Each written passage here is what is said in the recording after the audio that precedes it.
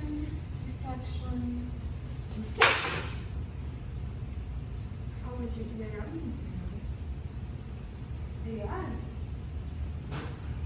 Did you do it day out? No, I didn't go to any day art meeting. I didn't have the strength. I didn't have the courage.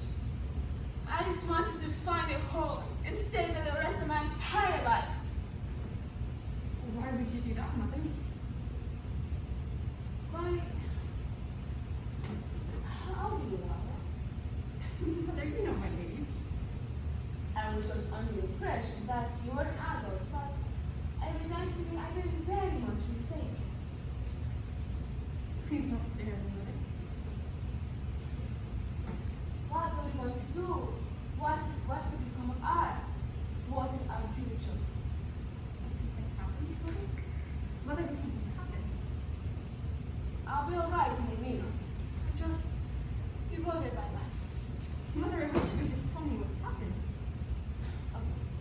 I went to the army this afternoon, as you know, and I was to be inducted as an officer. I went down to Rubicam's Business College and I introduced myself as your mother. Oh, Yeah, oh. I went to a typing instructor and I introduced myself as your mother. She didn't even know who you were. Wingfield? She said. We don't have any such scholar enrolled in this school. She said. And I assured her she did. I told her, my daughter Laura has been coming to these classes ever since last January. Well, I don't know, she said. Unless you mean that terribly shy little girl who dropped out after a few days of attendance? No, I said, I don't mean that one. I mean my daughter Laura, who's been coming to these classes ever since last January. Excuse me, she said. And she took out the attendance book, and there was your name unmistakably printed in all the days you have been absent. I still thought there was something wrong. I told her, no, there must have been something wrong. There must have been some mix-up in the records. No, she said. Oh, I remember her perfectly now. She was so shy, and her fingers trembled on the wrong keys. When we gave her a speed test, she got sick to her stomach, and we had to rush her to the washroom. She never came back. We telephoned the house ever since then, and we never got an answer. That was why I was working. All day long down in the apartment, demonstrating those. I was so weak, I couldn't stand up. They had to get me a glass of water. $50 tuition. I don't care about the money as much as I care about your career. The career has gone to spout, just like that. Oh, don't do that, Laura. Don't play the controller. oh. What have you been doing all those days when pretending that you're going to Rubicam's Business College? I've just been going out walking. That's not true. Yes, it is, Mother. I've just been walking. Walking. In the winter, the limited coating anomia, in the light cold, where have you been walking to, Laura? Oh, it's not as bad as it sounds. I went inside places to get warmed up. Inside where? All sorts of places.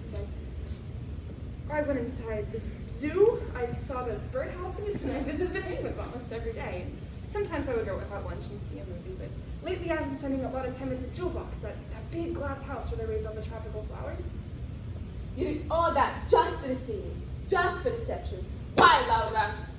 Mother, when you get upset, you get this awful, suffering look on your faces. It's almost like that picture of Jesus' mother in the museum. Hush. I couldn't face it, Mother. I couldn't. I threw up on the floor. So what are we supposed to do now, honey? The rest of our entire lives? Just sit in his house and watch the parades go by? Listen to those torn out records your father left us as a painful reminder of him? No. We cannot have a business career. That just gives us indigestion. What is it left now but dependency the rest of our entire lives? I tell you, Laura, I know very well what happens to women who are not prepared to occupy a position in life. I've seen such beautiful cases in the South, valedictory spinsters, living in one sister or one brother, tucked away in some mousetrap, visiting one in-law, going to the next in-law, little bird-like women without any nest eating the rest of the class we meet the rest of their entire lives. Is that the future we mapped out ourselves for? I tell you, Laura, I don't see any other alternative. I don't think it's a very pleasant alternative. Of course some girls do marry.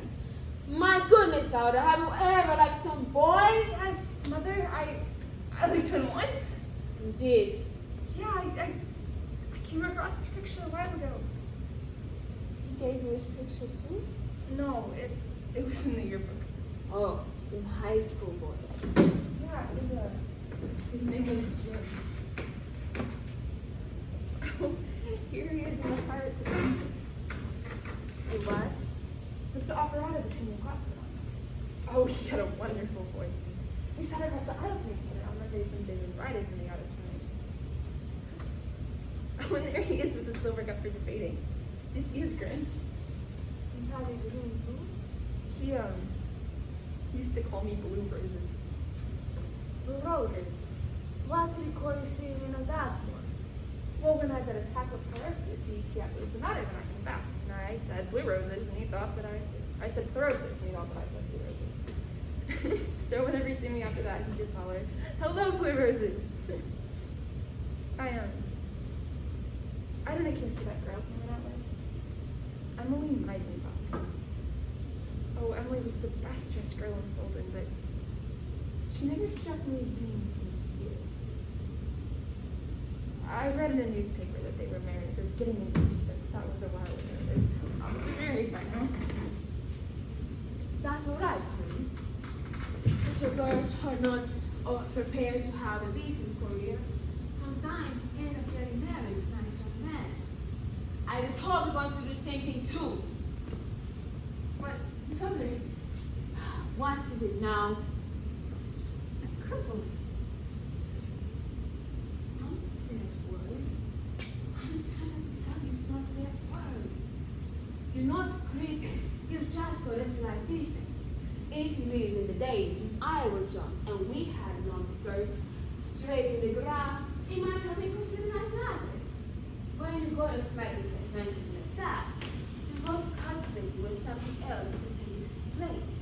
You've got to cultivate it with charm or vivacity or charm. That's what your father had. Plenty of charm.